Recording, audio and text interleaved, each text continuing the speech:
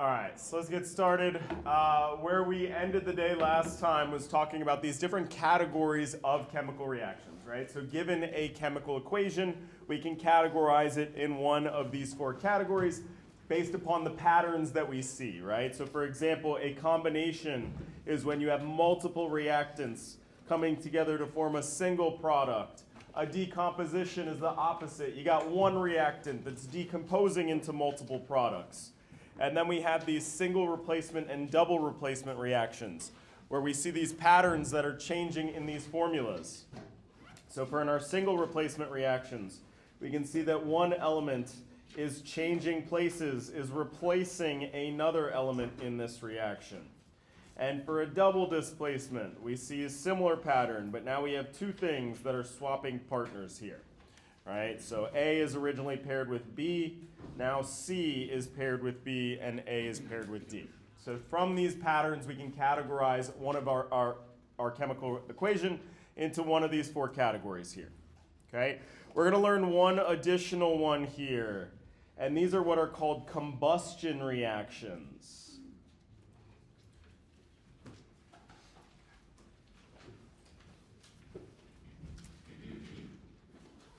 Okay, and what characterizes a combustion reaction is a little bit different than these other four categories. We're not looking for patterns in our reactant side versus our product side. Combustion reactions always have the same four components. Okay, you always have some sort of a hydrocarbon, which is a fancy sounding chemistry word here, but let's just pick this apart. Hydrocarbon, what two elements do we think are going to be in a hydrocarbon? Hydrogen and carbon, right? So this is anything with the formula CXHY. You can have any number of carbons and any number of hydrogens, right? But some hydrocarbon, okay, plus oxygen, right, O2. I guess I kind of gave it away. Oxygen, remember, is one of those diatomic elements.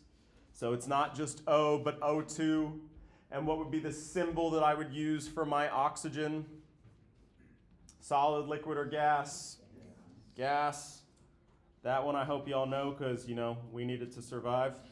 All right? And they're always the same two products in a combustion reaction. Carbon dioxide.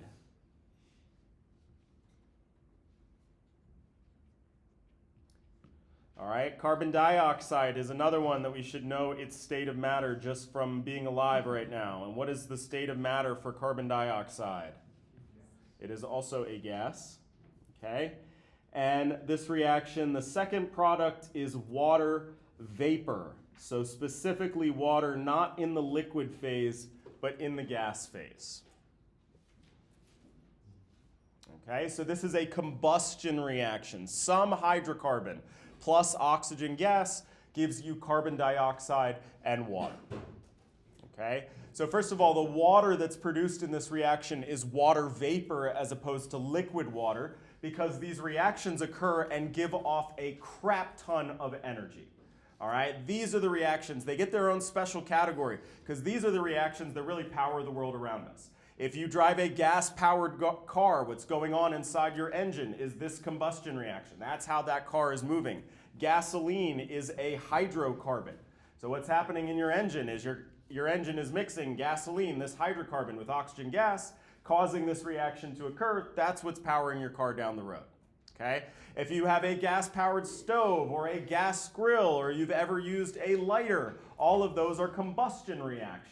Right? You have some fuel that you're burning with this oxygen gas. These are these reactions. These explosion reactions are these combustion reactions. Okay?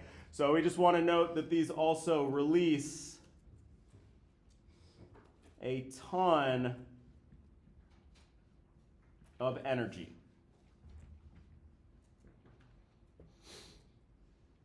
And we see one of the products of this reaction here, the carbon dioxide. This reaction is responsible for this climate crisis that we have. Having too much carbon dioxide in the atmosphere is because how we've been powering this world around us has been through these combustion reactions.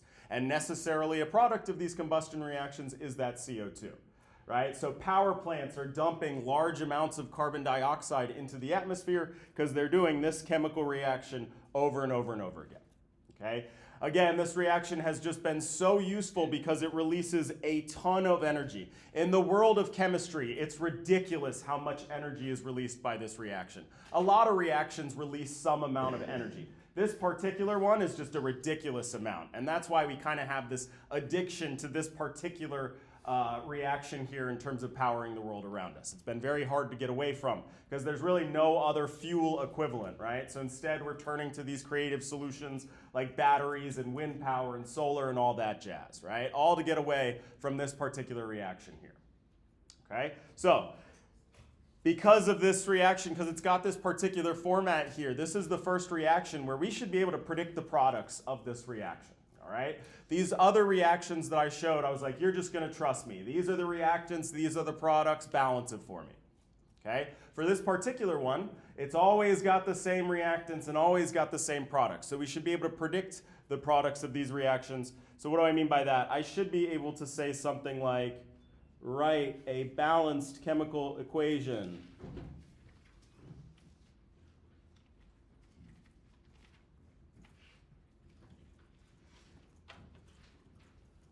for the combustion of gaseous CH4. Okay, so the one thing I do need to give you is that hydrocarbon formula. We got to know how many carbons and how many hydrogens. The rest of it we should be able to fill in because, again, the combustion reactions always have this same format here. Okay, so I'm going to start by doing the shell, the unbalanced form here. So I need gaseous CH4, so the CH4 gets the G. And the rest of it I just got to know because it's a combustion reaction. It's got this magic word in there, combustion. So I know my other products are going to be, or my other reactant is going to be O2 gas. And I know that my products are going to be CO2 gas and H2O gas. Okay, again, it's water vapor, so the water gets that gaseous designation. Okay, so I'm going to leave this for y'all to balance, but real quick, let me just make note. This particular one, we can have a certain strategy for that's going to make our lives easier in terms of balancing. One of the things that makes this type of problem challenging to balance is the fact that I have oxygens in both of my products. So if I change the one, it's going to change the other one as well, right? They're kind of linked together. So for these particular ones, and this is kind of true anytime you see one particular element all over the place, save it for last. So save the oxygen for last when balancing. Okay, if you see one particular element that's in a bunch of different compounds, keep that one for the very end to balance. Balance the carbons first, balance the hydrogens next, then go back and worry about your oxygen. Save that one element because it's all over the place. Save it till the end. All right? So everybody take a second. Let's balance this chemical equation.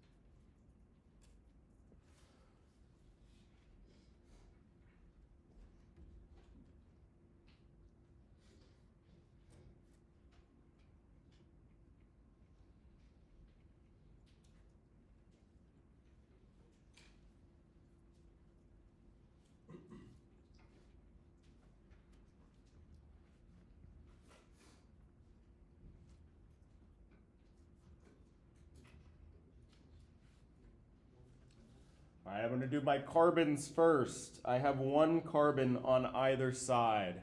If I look at my hydrogens, I have 4 in my CH4 and only 2 in water. And again, I'm going to save those oxygens till last. So I'm going to go ahead and balance my hydrogens right now. Boom, my carbons are already balanced, so I don't have to touch that.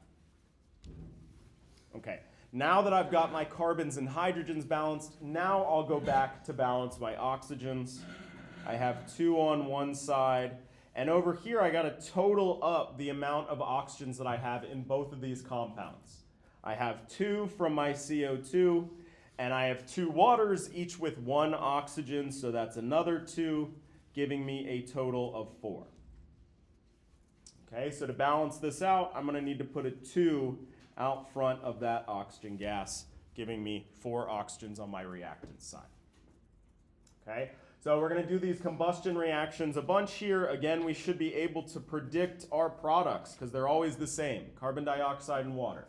So I'm going to say to you, give me the balanced chemical equation for the combustion of some hydrocarbon, and you're going to fill in the rest and balance that chemical equation. Okay? Again, it's always that hydrocarbon plus oxygen gas gives you carbon dioxide and water vapor. Okay? And because we have one particular element, the oxygen's all over the place, you're going to save that till the end when you're balancing. Balance your carbons first, then your hydrogens, then go back and worry about the oxygens. All right, so we have said that we got to balance these chemical equations. They're worthless to us if we don't balance these chemical equations. And yet we haven't used them once yet, all right? So that's where we're going to go now, is using our balanced chemical equations in what's called stoichiometry.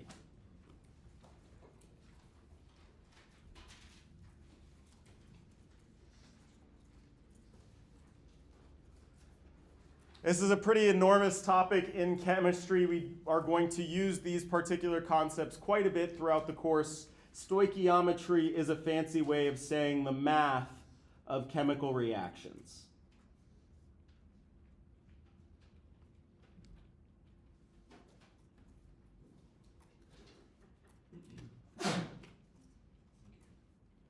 All right, and we'll use this balanced chemical equation that we just created here as an example.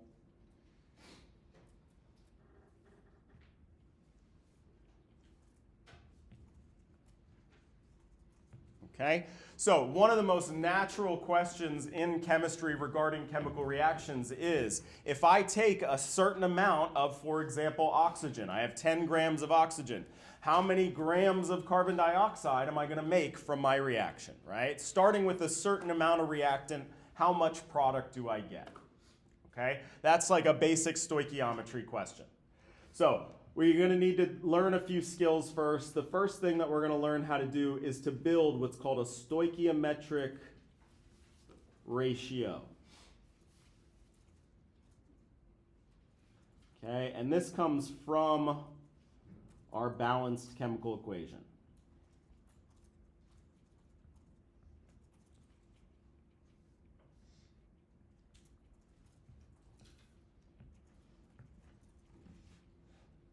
Okay, when we balance a chemical equation, we've locked in these certain ratios in which reactants are consumed and products are produced, right? So in this reaction here, it takes 1 molecule of this CH4 that reacts with 2 molecules of oxygen gas. And this process will always create exactly 1 carbon dioxide and 2 water molecules. It's not like sometimes 3 oxygens are involved or sometimes 1. It's always this 1:2 ratio that this reaction occurs in, right? When we balance our chemical equation, we've locked in those ratios in which reactants are consumed and products are produced. Okay? So when we build a stoichiometric ratio, we take that from our balanced chemical equation. So I can pick any 2 of these components in my balanced chemical equation. Let's say the amount of CH4 and water. And I can build a stoichiometric ratio where I'm going to stack one of them on the other one. This balanced chemical equation tells me that if I have 1 mole of CH4 reacting, it will produce 2 moles of H2O.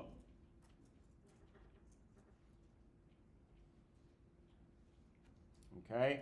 And some important terminology here. Remember, we said that these things on this side, we call them reactants. Right? Well, in the vocabulary of a chemical reaction, your reactants get consumed. They get used up in the reaction. right? So oxygen gas is being used in this reaction. If I had a tank of oxygen, it would slowly be decreasing as this reaction occurs. It's being consumed throughout the course of this reaction when I'm converting it into these here. So we say that reactants are consumed in our chemical reaction. And on the other side here, we called these our products. Okay, importantly, in a chemical reaction, products are being produced.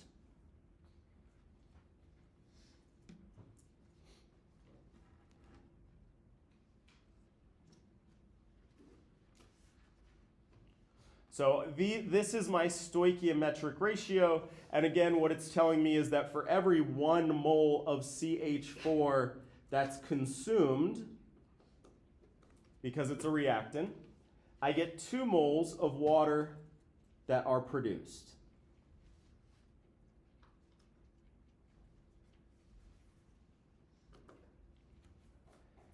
And these look a whole heck of a lot like these conversion factors that we've been using in our math. And that's exactly what we're going to be using it for, to cancel out units when we do our math. Okay? And just like our other conversion factors, for every one of these stoichiometric ratios that we build, we can use it as is, or we can flip it upside down. All right? So I could also put my moles of water on top and my moles of CH4 on the bottom. All right, now I randomly picked these 2 compounds from my chemical reaction here. But let's make sure we can see where these numbers come from. I said it was 1 mole of CH4. Where did I get that 1 from? Because of this coefficient of 1 outside of my balanced chemical equation. Remember, we get lazy and we don't write it if it's a 1, but there's a 1 right out front here. That's my coefficient. Right? So then where did the 2 moles of water come from? Again, from my balanced chemical equation. There were 2 waters in that balanced chemical equation. All right, so I want you to take a second and you're going to use this balanced chemical equation here, and you're going to build me the stoichiometric ratio that would convert from moles of oxygen into moles of CO2. Build me that stoichiometric ratio real quick.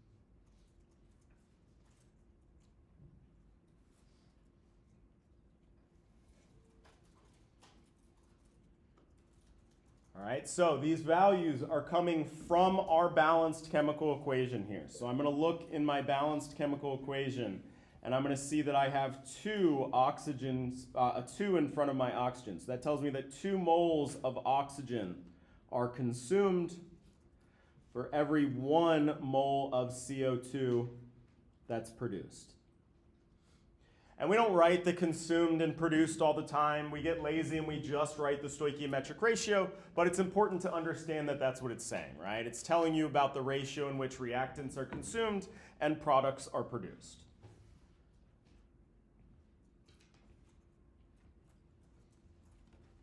Okay, so then let's use this stoichiometric ratio real quick, all right, in what would be called a stoichiometry problem. So what could I ask? I could ask you something like, if 0.25 moles of CO2 are produced,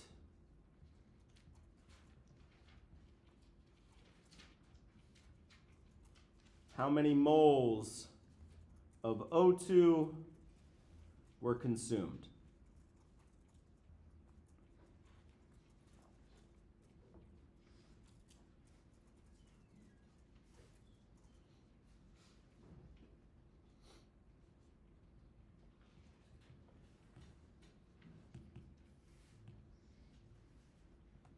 All right, and if you remember, I told you when we started doing our unit conversions, I was like, look, we're going to play this game over and over and over again in the course. where we do this math and we set up these problems and we know it's set up correctly because of our units, right? And it's the exact same thing with these stoichiometric ratios.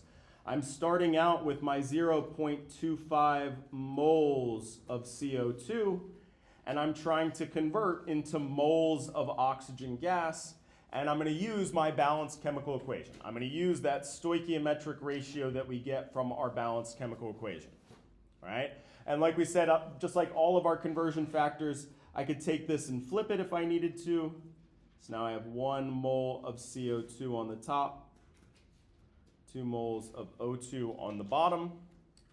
If I'm looking at these two conversion factors here, which one am I going to use? The one on the left or the one on the right for this particular problem? The one on the left, because I'm trying to cancel out moles of carbon dioxide, right? So then I'm going to divide this. 1 mole of CO2 is produced for every 2 moles of O2 that are consumed.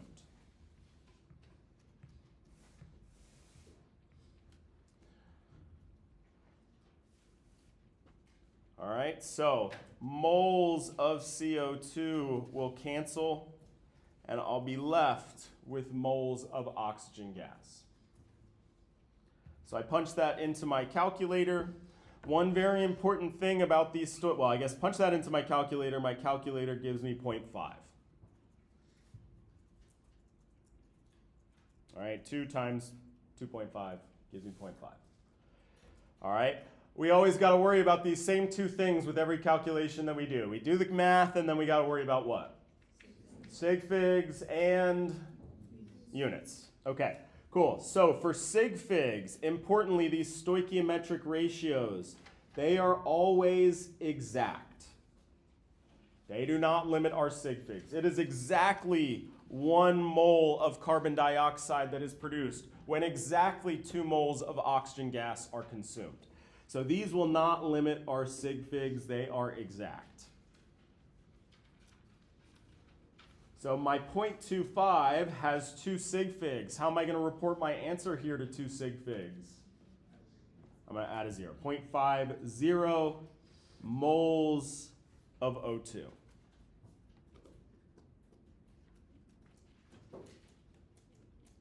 Okay? And in your homework, make sure to follow the formatting guidelines, but you can't include the compound formula, so you would just include to the correct number of sig figs the 0.5 moles, 0.50 moles.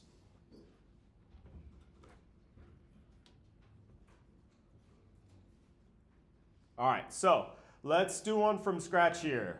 We're going to take a balanced chemical equation. I'm going to actually leave it unbalanced here.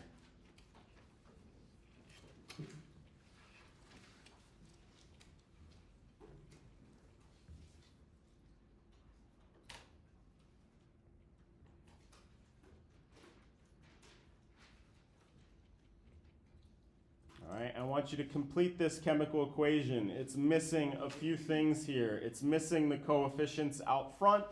It's also missing the state of matter on my 2 reactants here, and these we should be able to tell from our periodic table.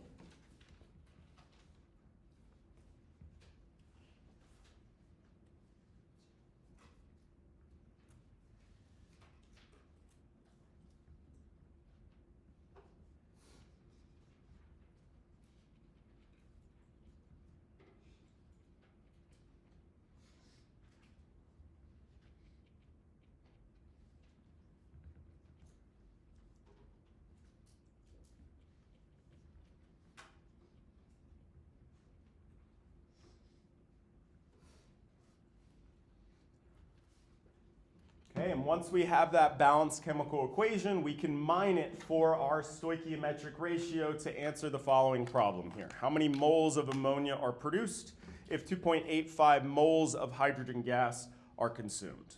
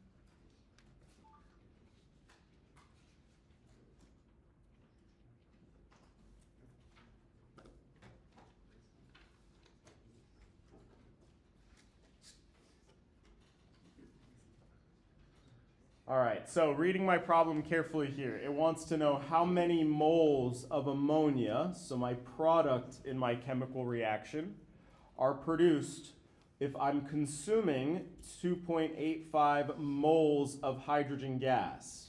All right, and the only way that we can jump from one component of our chemical equation to the other, right? That's what we're trying to do with our conversion here, is to convert from moles of ammonia, or rather from moles of H2, I guess we're going the other way, moles of H2 into moles of ammonia, right? We're trying to jump from one thing in our chemical equation to another thing, okay? The only way that we can do that is by building that stoichiometric ratio.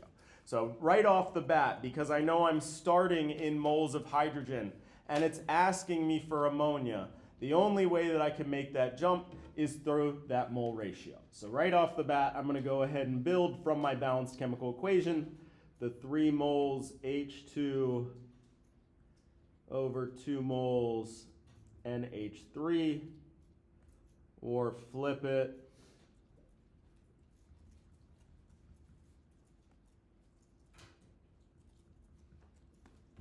Cool. All right. That's the only way that we know. This is the grand magic tool that we've just introduced here today, are these stoichiometric ratios. And that's how we jump from one component in our balanced chemical equation to another. Okay, so now I'm going to start my problem with my 2.85 moles of H2.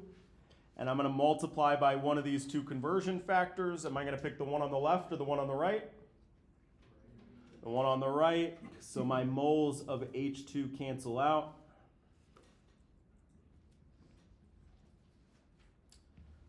So in my calculator, I'm going to take 2.85, I'm going to divide it by 3, and then multiply it by 2. And my calculator spits out 1.9. Okay, so then I'm going to go back and do my last 2 steps here. I got my units, which I know everything's set up nicely, so my units will be moles of NH3. I got to go and do sig figs here. Again, mole ratios, our stoichiometric ratios, are exact. We don't have to worry about that. I just have to make sure that my 3 sig figs in my initial measurement match my answer. So I'm going to put that as 1.90, so I report my answer to 3 sig figs. Okay, and again, in our homework system, we got to drop the NH3, so 1.90 moles. Okay, so if we're given an initial amount of one of these components in our chemical equation, so for example, the hydrogen gas, we can convert that into our product using our mole ratio. We could actually even figure out how much nitrogen is consumed. We can build a stoichiometric ratio connecting any 2 things from our balanced chemical equation. All right. Now, I gave you this problem where I started it out in terms of moles of hydrogen gas. And that's kind of best case scenario here, because then we could just in one step use that stoichiometric ratio. But practically speaking, that's not all that terribly useful, okay? If we had a mole counting machine in the lab, man, we would only ever talk in moles. We wouldn't deal with beakers, we wouldn't deal with the balances, we would just use that mole counting machine all day long. Unfortunately, that thing doesn't exist, right? So practically speaking, in the lab, how we go and we get a set amount of reactant is we go and we measure it out on one of those balances. So practically speaking, we'd never start out with moles, okay? So I could ask a very similar problem here where I ask how much of this ammonia, we'll leave that in moles, is produced.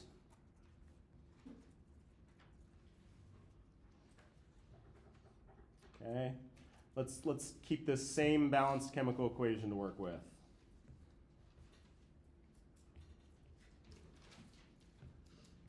But now I'm going to make it a little bit more difficult by saying if 4.6 grams of H2 is consumed.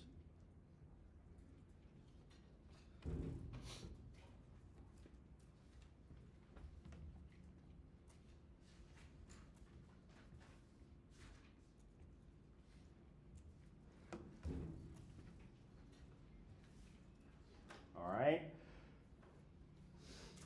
So my approach to this problem is going to be very similar at first. I see that it's asking me for an amount of ammonia, but it's giving me an initial amount of hydrogen gas. So again, I need to jump from one of these things in my chemical equation to another, so I know I'm going to need that stoichiometric ratio.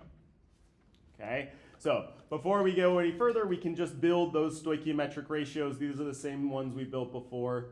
The 3 moles H2 over 2 moles NH3, or 2 moles NH3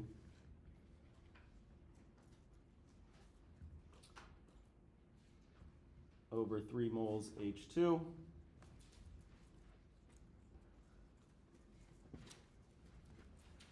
All right, I'm going to, so I get that just for my balanced chemical equation, right? The 3 because there's a 3 out front of the H2, and a 2 because of the 2 out front of my ammonia.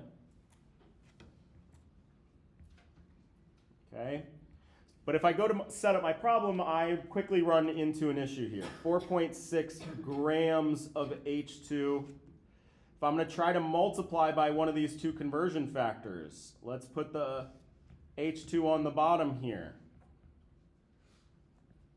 All right, but what's the problem with this setup here? Yeah, I don't cancel anything out, right?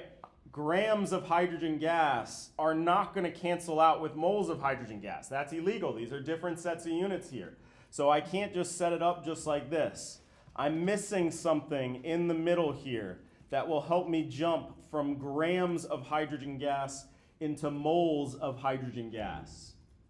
How do we jump from grams to moles or moles to grams? Molar mass. One more time. How do we jump from grams to moles or moles to grams? Molar mass, right? Okay, look, we're going to play that game over and over and over again this semester. So you want it to be kind of instinctual. You see grams and moles in the same problem. Your brain is immediately thinking, crap, I need a molar mass. Okay? So I have these grams of hydrogen gas. If I had my molar mass, I could get it into moles of hydrogen gas and then use my stoichiometric ratio. So that's the game that we're going to play. We need to go to our periodic table. Okay? Importantly, these diatomic elements here, my formula is H2, right? So in order to get the molar mass of H2, I need to do 2 times the molar mass of hydrogen. There are 2 hydrogens in that formula.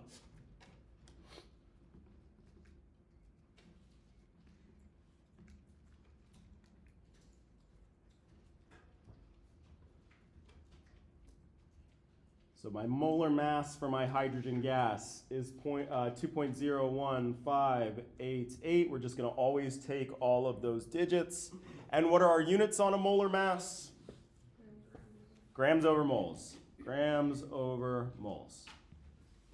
Cool. So from our periodic table, we built our molar mass here. Now we're going to go back and use it in our problem.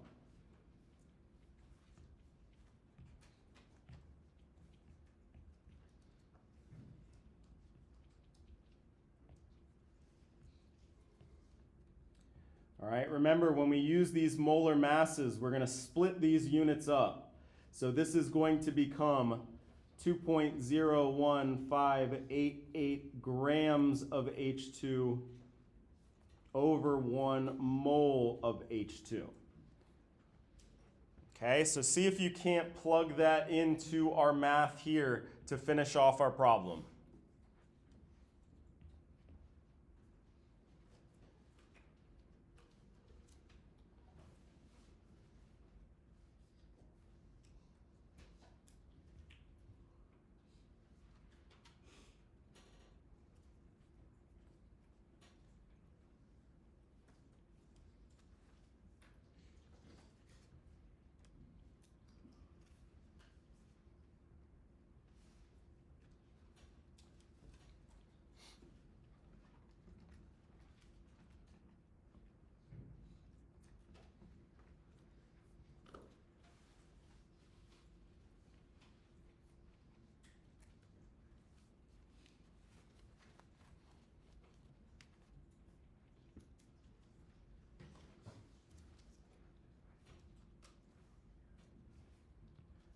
So in order to cancel out my units of moles of H2, or grams of H2, I'm going to divide by that molar mass.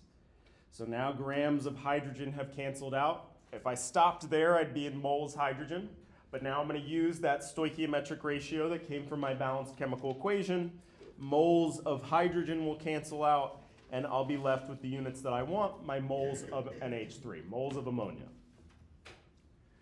All right, my calculator spits out 1.52125, blah, blah, blah. Again, my units are moles of NH3. And then how many sig figs am I going to report this answer to? 2. All right, mole ratios are exact. These molar masses aren't exact, but they have a ton of digits, 6. So I'm limited by those 2 from my initial measurement. So 1.5 moles of NH3, or just 1.5 moles in our homework system.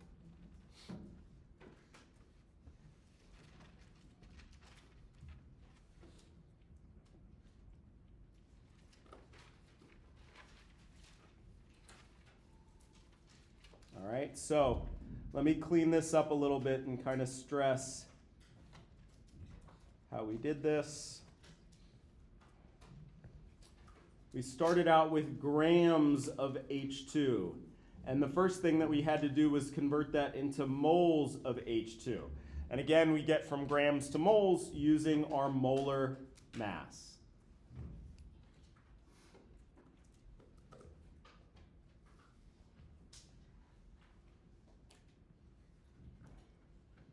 Okay, and then the last jump that I made was from moles hydrogen into moles of ammonia, right? And that was using that stoichiometric ratio, which we got from our balanced chemical equation.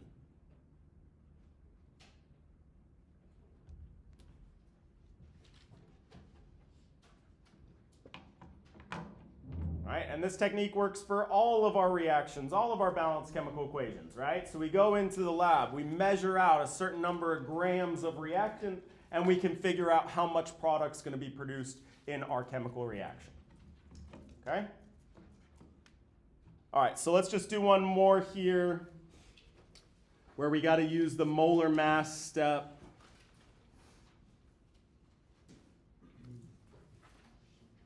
All right, let's do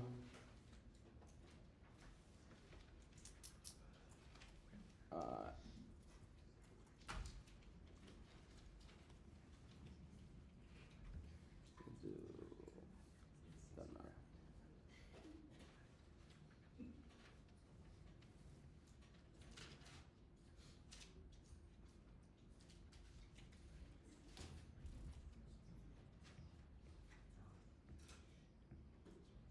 Okay, so in this reaction, we're going to mix magnesium and bromine. Remember, bromine's one of those weird ones that's both diatomic, but also one of the 2 elements that are a liquid that are in blue up there on our periodic table.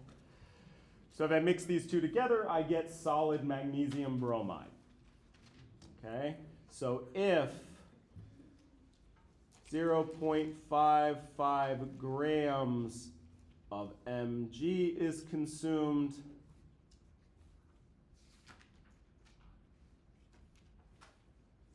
how many grams of Br2 are consumed?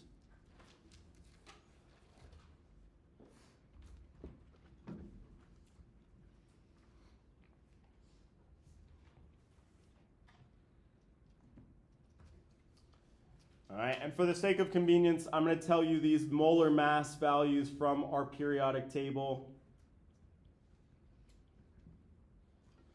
Probably shouldn't try to do that from memory. 3050.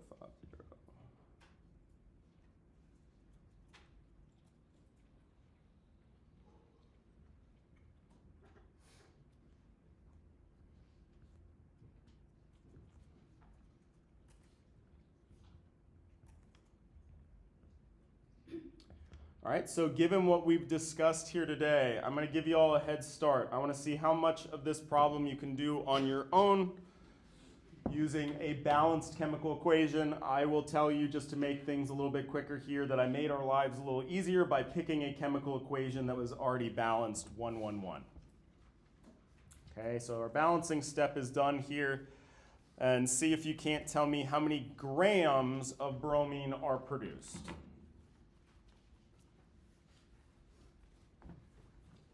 Are consumed, I'm sorry. Bromine's a reactant.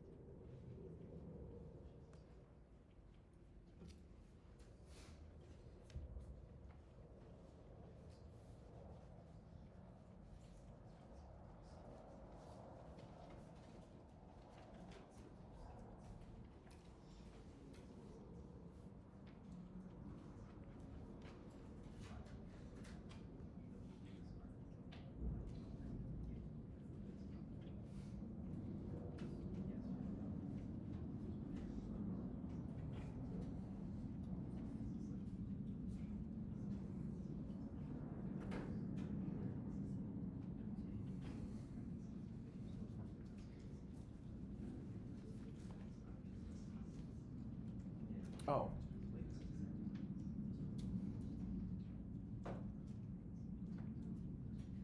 I'm sorry, the molar mass I gave you was for bromine, not for Br2. Just one bromine, my bad.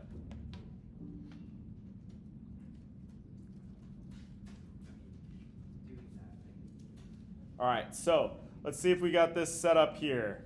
In my problem, I'm given the amount of magnesium, but it's asking me for the amount of bromine that is also consumed, right? So I need to jump from one thing in my balanced chemical equation to another. So I know I'm going to need that stoichiometric ratio, all right? The stoichiometric ratio from moles of magnesium into moles of bromine. And since I started out with grams of magnesium, I'm going to have to convert to moles of magnesium using the molar mass, and then I can use that stoichiometric ratio from my balanced chemical equation. Okay? So if I stopped right here, what would the units of my answer be in? Moles of bromine. So I've successfully made my jump, huh? I went from magnesium and I'm into bromine here, okay? But my problem isn't asking me for moles of bromine. My problem is asking me for grams of bromine. So how do I make one more jump from moles of bromine into grams of bromine? The molar mass. All right, but now I'm going to use the molar mass of bromine, which is twice the molar mass of Br all by itself, so 159.808. That's how many grams of bromine are in 1 mole of bromine. And I'm going to multiply by that molar mass, so that moles of Br cancel out.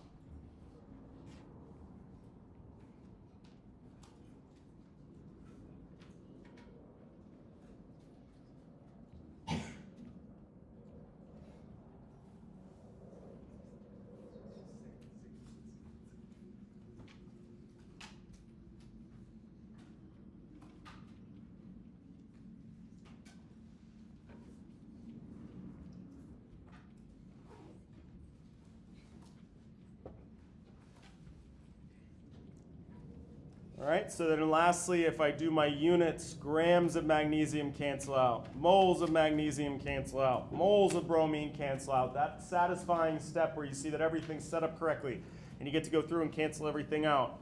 I'm left with grams of bromine. Lastly, if I'm going to do my sig figs, my initial measurement has 2. My molar masses have a bunch, and that mole ratio is exact. So I'm going to round to 2 sig figs, 3.6 grams of Br2, or just 3.6 grams. Cool.